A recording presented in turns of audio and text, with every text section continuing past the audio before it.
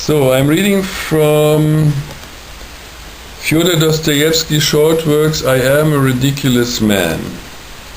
So it starts, not surprisingly, with I am a ridiculous man. They call me a madman now.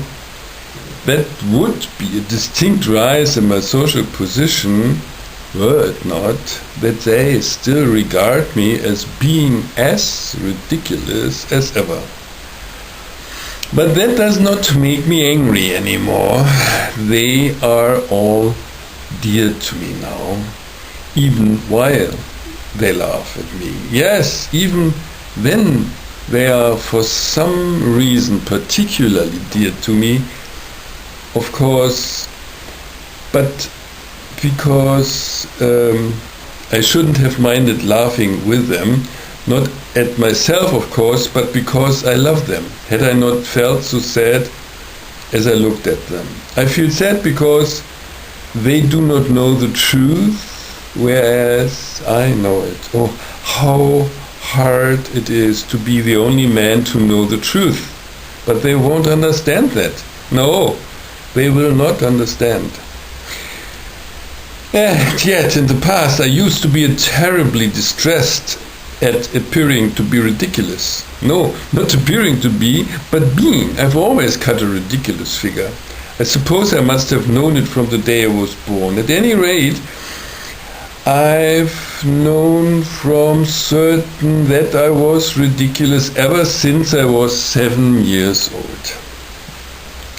Afterwards I went to school, went to the university, and, well, the more I learned, the more conscious did I become of the fact that I was ridiculous. So that for me my years of hard work at the university seem in the end to have existed for the sole purpose of demonstrating and proving to me, the more deeply engrossed I became in my studies, that I was an utterly absurd person. And as during my studies, so all my life, every year the same consciousness that I was ridiculous in every way strengthened and intensified in my mind. So that for me, my years of hard work at the university seem in the end to have existed for the sole purpose of demonstrating and proving to me, the more deeply engrossed I became in my studies, that I was an utterly absurd person. And as during my studies, so all my life, every year the same consciousness that I was ridiculous in every way strengthened and intensified in my mind.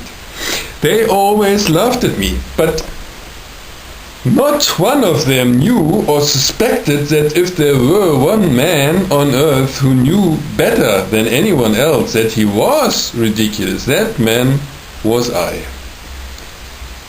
And this, I mean, the fact that they did not know it was the bitterest pill for me to swallow.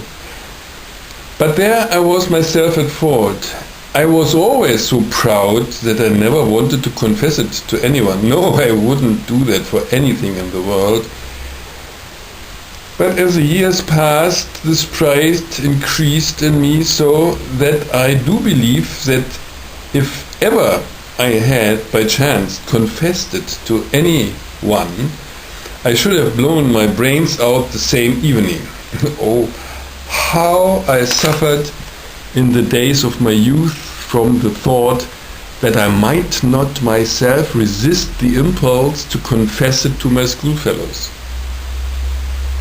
But ever since I became a man, I grew for some unknown reason a little more composed in my mind, though I was more and more conscious of that awful characteristic of mine. Yes, most decidedly, for some unknown reason. For to this day I have not been able to find out why that was so. Perhaps it was because I was becoming terribly disheartened, owing to one circumstance which was beyond my power to control, namely the conviction which was gaining upon me that nothing in the whole world made any difference.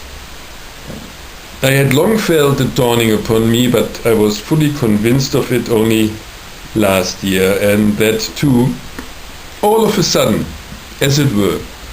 I suddenly felt that it made no difference to me whether the world existed or whether nothing existed anywhere at all.